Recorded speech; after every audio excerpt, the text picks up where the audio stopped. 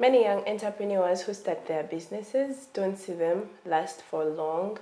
However, our guest today, Don Patrick Bujingo, the manager of Aloysia Organic, he's a young entrepreneur. He runs the business and coordinates it here and there. Today, he's here to share us his story with us on how he has managed to do it at a young age. Welcome to South Africa, Don. Yes, thank you very much. It's a pleasure to be We here. are so happy to host you today. Thank you. So maybe you can tell us a lot about herbal, because very many people don't understand herbal medicine. And I'm so sure there are very many young entrepreneurs out there who'd want to tap into that area. Yes. And you could be here to guide us today. So first of all, I would like to let our viewers know who Don is. Okay, thank you very much, Zoe. It's a pleasure. And I'd like to say hello to all our viewers of Faraja TV. I'm very happy to be here. My name is Bujingo, Don Patrick, and I'm serving as the General Manager of Aloysia Organic Natural Health Products. So Aloysia Organic is a lead researcher and manufacturer in the field of herbal medicine. And what we have been doing, we have ventured in this effort for close to 10 years. Next year, Aloysia Organic will be celebrating 10 years in existence. And our purpose has been about changing the image of herbal medicine, the image and perception of herbal medicine, and what people really feel about herbal medicine. We have so much value in our country.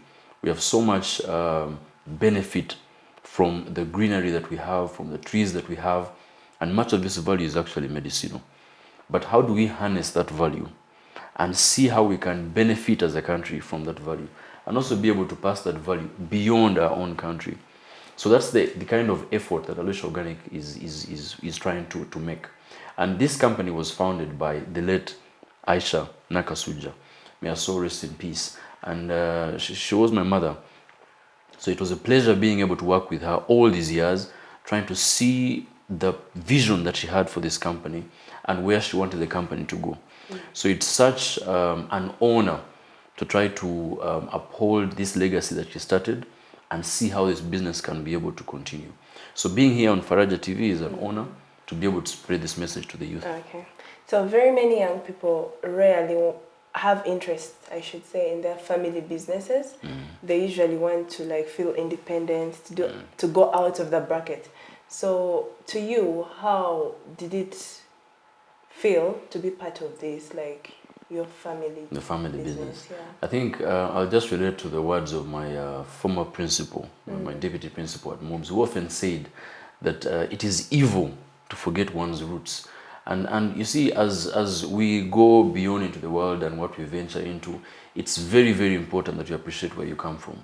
And part of these roots is the kind of benefit that you get from your parents, the kind of blessing that you get from your parents.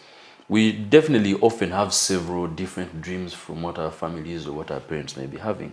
But the idea is, what is your contribution?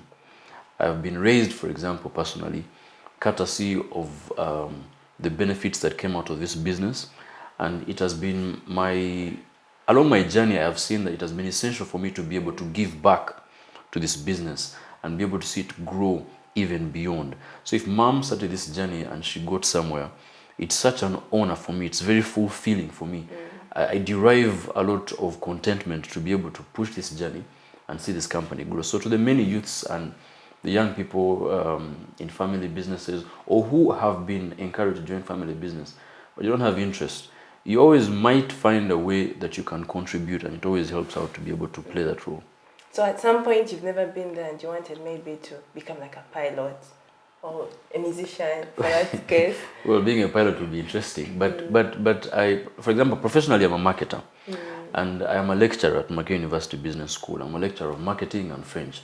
So my deepest passions lie in being able to teach, in being able to transfer knowledge, in being able to share and talk to people and get people to feel better about themselves, or even be better people courtesy of what they learn. So that's my passion, and I'm able to do that alongside being or serving in Aloysia Organic.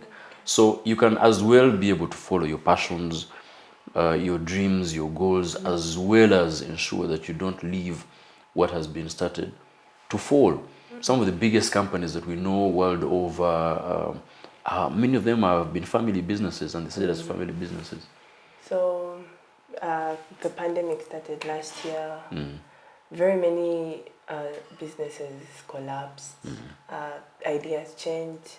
The way of working changed. So how has Aloysia managed to stay afloat? Yes, truth is the pandemic has been a very big challenge for us. And however, we try to see this pandemic from different dimensions. And one of the good dimensions that came out of this pandemic was the change in perception of herbal medicine. Many people became, practitioners in the field of herbal medicine within their own homes. I don't know if you managed to also do some of those many things that were going on social media, and people recommending get some lemon, get some ginger, get steaming. The steaming. All those were very, very interesting things that people were able to do. So for us, that perception was very good for us to be able to change from not so good to something that people can trust and rely on. Now, our strategy throughout this entire time has been to provide value to people. And for each and every effort that you make when you can provide and offer value, what happens is that people are usually happy to pay for what's valuable to them. So when the pandemic came through, people couldn't access the products, people couldn't be able to reach out. Of course, delivery had to come in.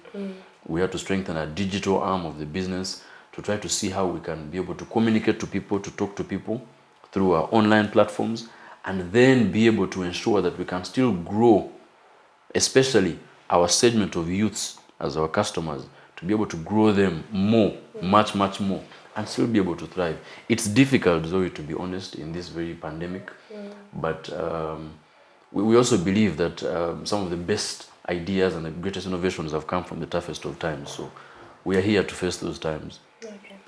So for many people, they've, should I say, had a background whereby they don't trust local medicine, or the herbs, I should say. They feel like it's the medicine in the hospitals, like, that only works. So how do you work on changing that kind of perspective? Okay. Also in the coming era, like, we really need this kind of medicine. Yes, that's very true. I think what people really need to appreciate is that many of, the products that we see on the market, they all undergo a journey to become better. And this is a message that we always spread. That's why when I talk about herbal medicine, for me the passion lies behind not just talking about it in the regards to Aloysia, but whoever is practicing. When people get herbal products and place them in mineral water bottles, for example, and they hawk them, you're hawking them so you can make some money that day, but you're killing the image, the entire image of the industry in which you're operating. So whoever will see you will believe that herbal medicines or herbal products are sold. They're dirty. They are dirty. They are sold in mineral water bottles. Many of these are reused, packaging and so on. But that's not the image of the industry. And ours has been about sanitizing the industry and ensuring that we really clean up whatever mess might have, stained the kind of sector that we are in. And for people to really appreciate, if people do not trust, and you understand that, okay, they do not trust, then why don't they trust what you're doing? They probably need to see exactly how you do what you're doing. Aloysia has been very glad to work with several institutions, and of which the most important to us being the National Drug Authority, which is the key regulatory and the key body that follows up on any person that does manufacturing of any kind of drugs in the country. And we have kept our doors open. We have had several audits from National Drug Authority at our plant in Imperierwe. They come there. UNBS has been there several times as well, because we have products that have been notified by NDA. We also have another category of products, the soft drinks, which are not necessarily medicinal but have to be certified. And we have a Q mark from UNBS.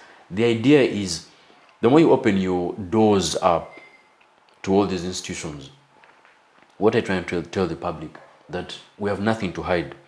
What we are doing is regulated, it's supervised, it's audited. So we are happy to show this to the public and to also explain to them. You see, sometimes one of our young people here, the recent presidential candidate, Bobby Wine, in his song, he sang and said that people fear what they don't know, and they don't know what they fear. So sometimes when people do not know much about something, they have reason to fear or not to trust because they lack the knowledge.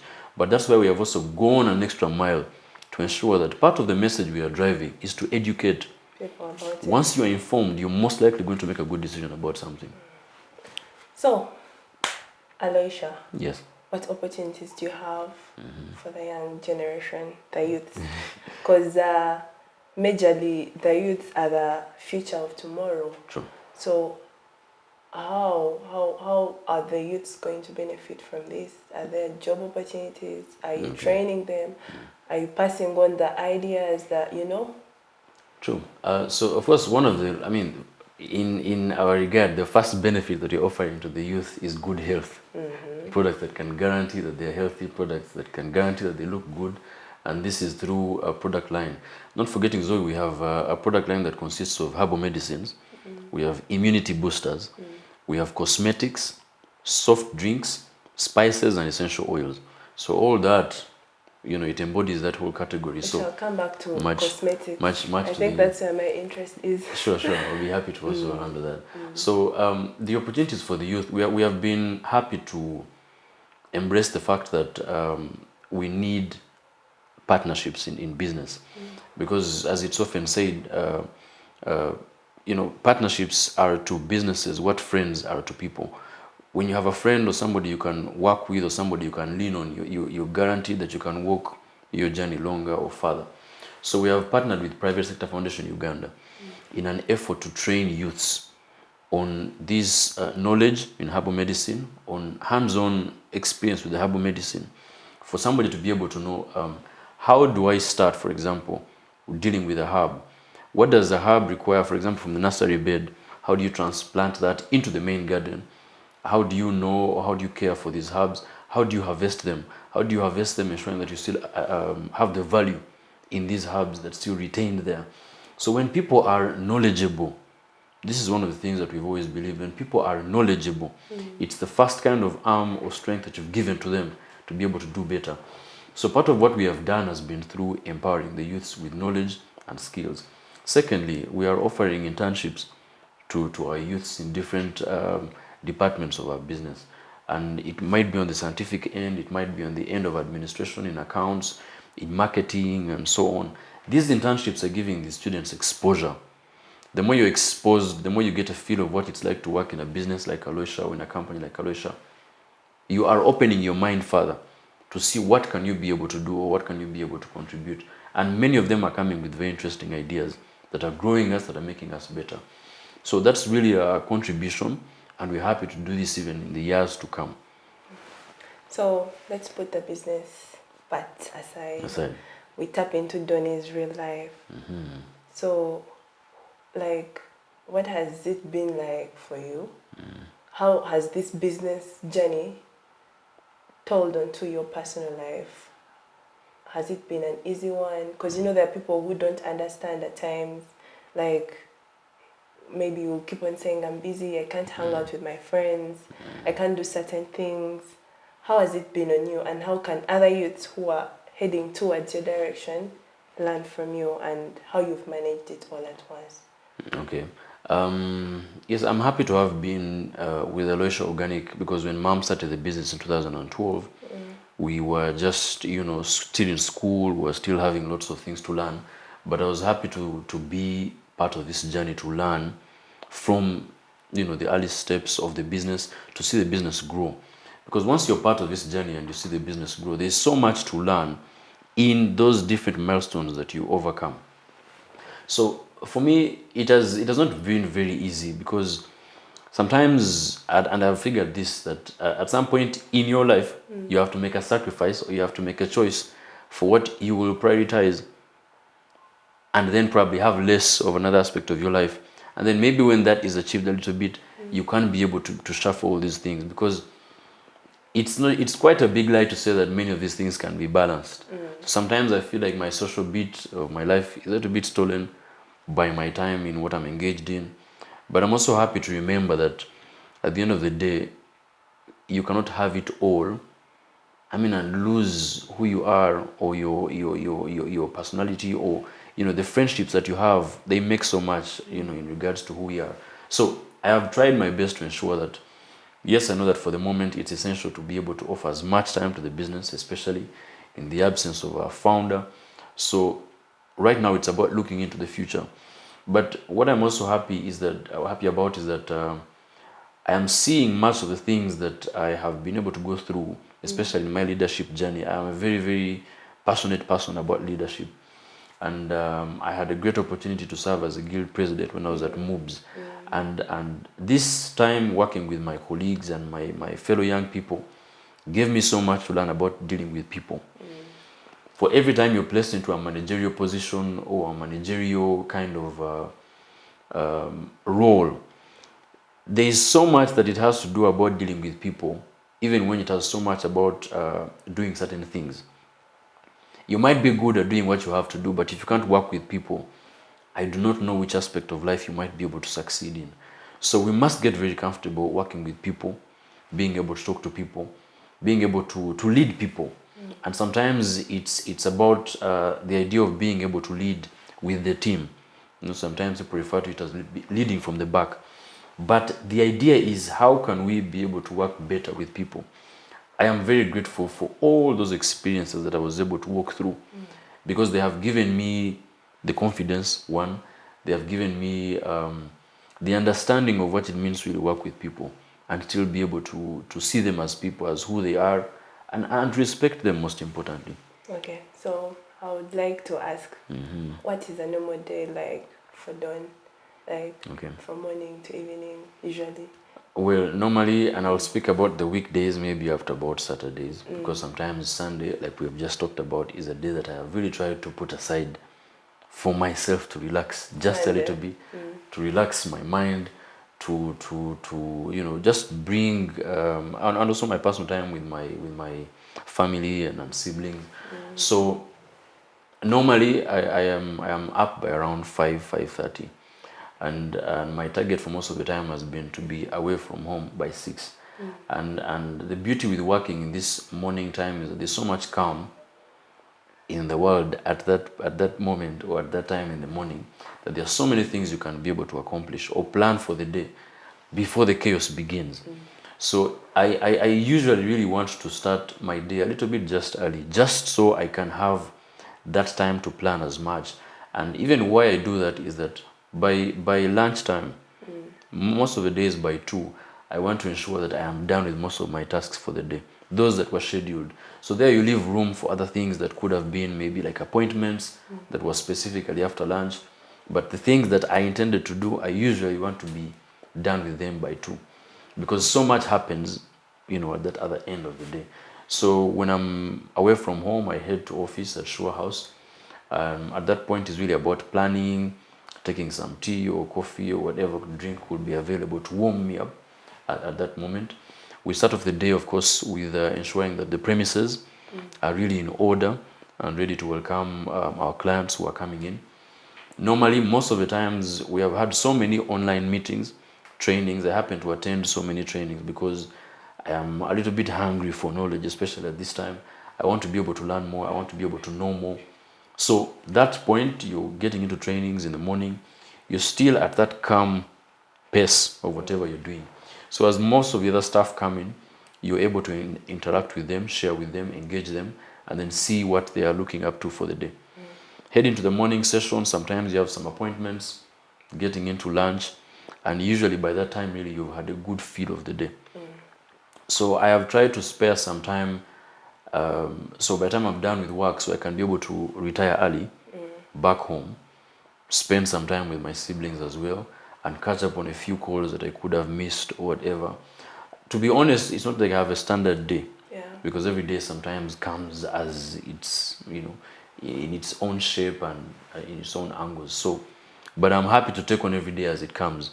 So, but the beauty is, whenever you rise a little earlier, sometimes whatever the day is going to look like, you have room to engage it. So the moral of the story is wake up early. Yeah, wake up early. So, on an average, like how many employees do you have? Alusha has an average of about 60 employees. So Yes. out of the 60, should I call it like balance? Do you have a specific gender you prefer working with sometimes? Or you just choose whoever can work and is willing to work?